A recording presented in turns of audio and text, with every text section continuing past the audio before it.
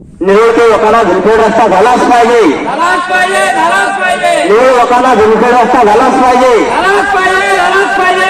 इसी हो तुम आगे बढ़ो, हम तुम्हारे साथ हैं, इसी हो तुम आगे बढ़ो। हम तुम्हारे साथ हैं। असा गंदा होत नाही, शिवराज नाही, असा गंदा होत नाही। शिवराज नाही। 12,000 लोकांच्या दळणवळणाचा रस्ता जो शेतीला जाण्यासाठी अत्यंत महत्त्वाचा आहे तो अजूनही दानपत्रे देऊनही झाला नाही।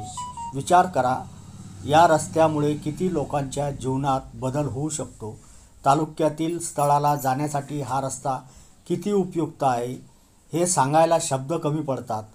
लोकांना त्यांच्या उत्पादना बाजारात पोहोचवायला मदत होईल आणि स्थानिक अर्थव्यवस्थेला चालना मिळेल, पण अजूनही या रस्त्याच्या कामात अडथळे आहेत। सरकारने या समस्येकडे लक्ष द्यायला हवे।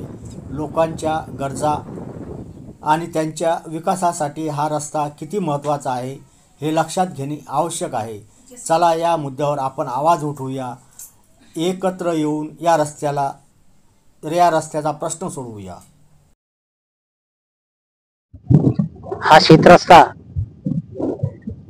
वकाना ते निरोळ पर्यंत संग्राम तालुक्याला जोडणारा रस्ता आहे। निरोळ पर्यंत या रस्त्याचं डांबरीकरण झालेलं आहे, परंतु निरोळ पासून वकाना हा 4 किलोमीटरचा शेतरस्ता हा अपूर्ण अवस्थेत आहे। गेल्या 10 वर्षापासून अतोनात शेतकऱ्यांचे हाल या रस्त्याने होत आहेत। पावसाळा सुरू झाला की शेतमाल आणण्यासाठी शेतकऱ्यांचे अतोनात हाल, चिखलातून शेतमाल आणावा लागते।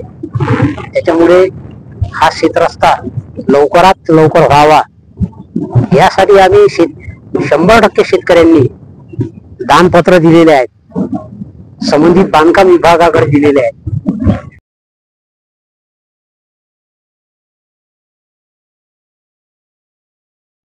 आम्ही या वकाना शिवारामध्ये आमची शेती आहे आणि पिढोनपिढीचा एक आमचा प्रलंबित प्रश्न आहे। त्या प्रश्नाचं उत्तर आम्हाला शासनाने देऊन नाही राहिलं, कारण की हा प्रश्न आमच्या पूर्ण गावाचा असून आणि शेतकऱ्यांचा प्रथम आहे, गावाचा द्वितीय आहे। कारण की आमचा एक रस्ता आहे इथून जाणारा, तो रस्ता संग्रामपूर आहे, आमचं तालुक्याचं ठिकाण आहे। त्या संग्रामपूरला जाण्यासाठी आम्हाला एक शॉर्टकट रस्ता आहे।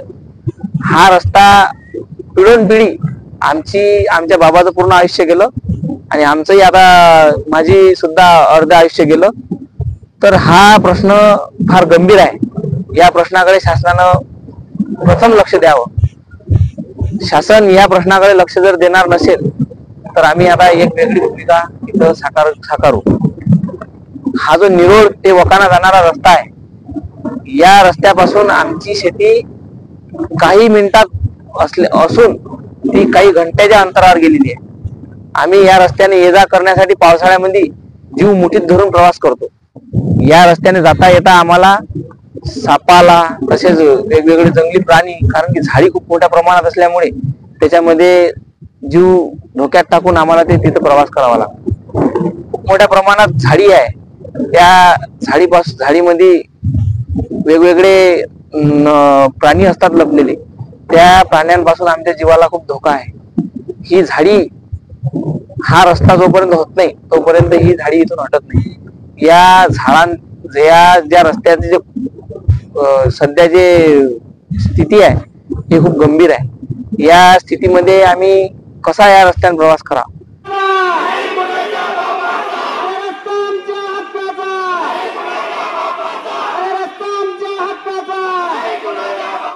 हे आंदोलन गेल्या 6 तारखेपासून वकाना येथील लिंबाच्या झाडावरती बसून शेतकऱ्याच्या न्याय हक्कासाठी गेल्या 10 वर्षापासून रखडलेल्या अवस्थेमध्ये वकाना ते निरोळ आणि वकाना ते बिडखेड हे 2 रस्ते गेल्या 10 वर्षापासून रखडलेल्या अवस्थेत आहेत। परंतु इथल्या गेंड्याच्या कातडीच्या सरकारला आणि इथल्या लोकप्रतिनिधींना या संदर्भात कुठलीही दखल आतापर्यंत इथल्या संबंधित लोकांनी या ठिकाणी घेतलेली नाही। म्हणून मी वेळोवेळी या रोडच्या संदर्भात वेळोवेळी मागणी केली। 3 तारखेला मी या ठिकाणी निवेदन दिलं आणि 5 तारखेपर्यंत त्यांना अल्टिमेटम दिला की 5 तारखेपर्यंत जर या रोडचे काम चालू न झाल्यास मी झाडावरती बसून बेमुदत आंदोलन करेल। परंतु 6 तारखेला आंदोलनाला बसलो, तरीही आतापर्यंत या आंदोलनाला या तालुक्याचा माननीय तहसीलदार असेल, SDO असेल, लोकप्रतिनिधी असेल, संबंधित खात्याचे अधिकारी असतील, आतापर्यंत कुठलाही अधिकारी लोकप्रतिनिधी या ठिकाणी येऊन या आंदोलनाची दखल घेतलेली नाही. असं असेल, जर का या आंदोलनाची या लोकांना म्हणजे लोकप्रतिनिधी किंवा हे अधिकारी किंवा तहसीलदार, SDO साहेब हे जर या आंदोलनाची दखलच घेत नसेल, यांना शेतकऱ्याचं काही घेणं देणंच नसेल, यांना जर या शेतकरी लोकांच्या जर रस्त्याच्या संदर्भात यांना भूमिकाच घ्यायची नसेल, तर मला या ठिकाणी आता तीव्र स्वरूपाची भूमिका या ठिकाणी घेतल्याशिवाय पर्याय नाही, अशी स्थिती या ठिकाणी निर्माण झालेली आहे.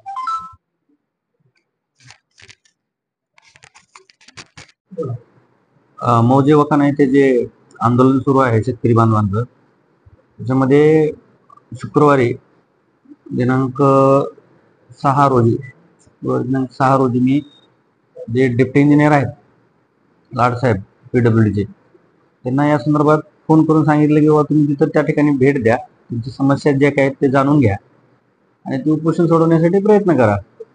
ते तिथं गेले, तिथं जाऊन त्यांनी पत्र दिलं की बाबा हा जो रस्ता आहे बिलखेड ते निरोड रस्ता, बिलखेड ते वकाना म्हणतो आणि बिलखेड ते निरोड दोन्ही आहेत, तर हा जो रस्ता आहे याच्यासाठी आपल्याला बजेट सँक्शन व्हावं लागेल, त्याच्यातनं त्याच्यानंतर प्रशासकीय मान्यता व्हावी लागेल आणि मग ॲज अ इम्प्लिमेंटिंग एजन्सी म्हणून PWD तिथं काम करेल आणि या सगळ्या गोष्टीला वेळ लागेल आणि आपण आपलं उपोषण मागं घ्यावं असं त्यांचं ऑन द रेकॉर्ड त्यांना सांगितलं उपोषणकर्त्यांना. पण शुक्रवारी उपोषणकर्त्यांनी काही माघार घेतली नाही त्याच्यामध्ये आणि त्याच्यानंतर शनिवार रविवार मला बरेच फोन आले इकडून तिकडून. मग मी परत रविवारी लाड साहेबांना सांगितले की तुम्ही त्या ठिकाणी जाऊन परत एकदा तुम्ही भेट द्या. आता या प्रक्रियेमध्ये हे संबंधित विभाग जो आहे तो आहे सार्वजनिक बांधकाम विभाग PWD. त्याचा महसूल प्रशासनाशी ऍक्च्युली काही संबंध नाही, पण एक तहसीलदार या नात्याने मी त्यांना 2 वेळा पत्र व्यवहार केलेला आहे आणि त्यांना सांगितले की बाबा तुम्ही उपोषणकर्ते जे आहेत ते झाडावर आहेत, मचान बांधून त्यांनी उपोषण सुरू केलेलं आहे, त्यांचं उपोषण तुम्ही सहानुभूतीच्या दृष्टीनं बघायला पाहिजे आणि त्यांचं उपोषण सोडवण्यासाठी प्रयत्न करायला पाहिजे, ही अशी तहसील प्रशासनाची भूमिका आहे. आणि माझ्या स्तरावर मी आज नायब तहसीलदार पाठवतोय. नाही, पहिल्या दिवशी मी ज्यावेळेस आंदोलनाची सुरुवात केली 6 तारखेला, तर 6 तारखेला एक इंजिनियर म्हणून सागर लाड या ठिकाणी येऊन गेलेले आहेत, परंतु त्यांच्याकडून मला कुठलीही सकारात्मक पॉझिटिव्ह थिंकिंग या ठिकाणी मिळालेली नाही. त्यांनी मला असं सांगितलं की तुम्ही ज्या आंदोलनाची भूमिका ज्या रस्त्यासाठी तुम्ही घेतलेली आहे त्या रस्त्याचे डॉक्युमेंटली आमच्याकडे कुठलाही पुरावा नाही किंवा डॉक्युमेंट आमच्याकडे जमा झालेले नाहीत, परंतु या स्थानिक वकाना आणि बिलखेड या दोन्ही शिवाराच्या सर्व शेतकऱ्यांनी रिसर ग्रामपंचायतच्या मार्फत या ठिकाणी दानपत्र दिलेले आहेत. त्यामुळे शेतकऱ्याची मागणी अशी आहे की आम्ही दिलेले दानपत्र गहाड झाले की काय, कोणाच्या सांगण्यावरून गहाड केले, किंवा हा रोड कसा काय तुम्ही थांबवला, किंवा हा वळवला कसा काय, कोणाच्या माध्यमातून थांबवला. अर्धा रोड निरोडपर्यंत आलेला आहे आणि निरोडच्या पुढे काही 2-3 किलोमीटर जो बाकी आहे तो कसा थांबवला, कोणाच्या सांगण्यावरून थांबवला, तो वर्ग कसा केला, तो PWD कडे कसा वर्ग केला, याचं कारण नेमकं काय, असे अनेक प्रश्न इथल्या गावकऱ्यांच्या आणि शेतकऱ्यांच्या मनात आणि आंदोलकांच्या मनात या ठिकाणी निर्माण झालेले आहेत. नाही, काम नाही हस्तांतरित झालं, रस्ता हस्तांतरित अपग्रेड झाला, दर्जोन्नत झालाय. रस्ता आधी तो ODR होता, इतर जिल्हा मार्ग होता, तो आता प्रमुख जिल्हा मार्ग झाला. त्यामुळे ते काम हस्तांतरित नाही झालेलं. काम जे जिल्हा परिषद मार्फत होतं ते जिल्हा परिषदने केलेलं आहे, त्यांचं जे केलं आहे ते जिल्हा परिषदला माहिती आहे, पण त्यांच्या मार्फत आपल्याकडे काम नाही आलं. आपल्याकडे रस्ता आपण दर्जोन्नत केलाय, त्याला अपग्रेड केलाय रोडला, आणि रस्ता अपग्रेड झाल्यामुळे त्याच्या तो प्रजिमा किंवा राज्यमार्ग या 2 रस्त्यांवरतीच PWD काम प्रस्तावित करू शकतो. तो प्रजिमा दर्जाचा झाल्यामुळे आता PWD मार्फत आपण त्याच्यावरती काम प्रस्तावित करू.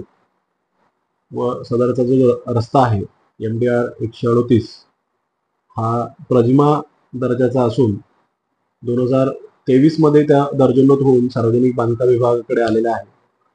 त्या रस्त्याचं हस्तांतरण हे जिल्हा परिषद मार्फत 2024 मध्ये PWD कडे करण्यात आलेलं आहे. त्याच्या आधी सर्व त्या रस्त्यावरची कामे किंवा हे जिल्हा परिषद मार्फत करण्यात आली. 2024 नंतर आपल्याकडे आल्यानंतर आपण त्याला आता अर्थसंकल्पात प्रस्तावित करतोय अर्थसंकल्पात त्याला मंजुरी मिळाल्यानंतर लगेच त्याच्या निविदा प्रक्रिया व आवश्यक ती प्रोसेस करून त्या कामास आपण सुरुवात करू.